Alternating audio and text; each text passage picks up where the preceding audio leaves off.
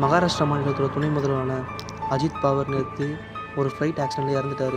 அது ஒரு திட்டமிட்ட சதி அப்படின்னு சொல்லிட்டு மம்தா பானர்ஜி சொல்லியிருக்காங்க. என்ன நடந்திருக்குன்னா, அவர் இப்போ இருக்கிற கட்சியிலேருந்து வேற ஒரு கட்சிக்கு போகிறதுனால அவரை கொன்னுட்டாங்க அப்படின்னு சொல்லிட்டு மம்தா பானர்ஜி சொல்லியிருக்காங்க. இது எந்த அளவுக்கு உண்மைன்னு தெரியல. இதுக்கு முன்னாடி குஜராத்தோட முன்னாள் முதல்வர் விஜய் ரூபானி 2025 அவரும் இறந்துருக்கார் விமான விபத்தில்.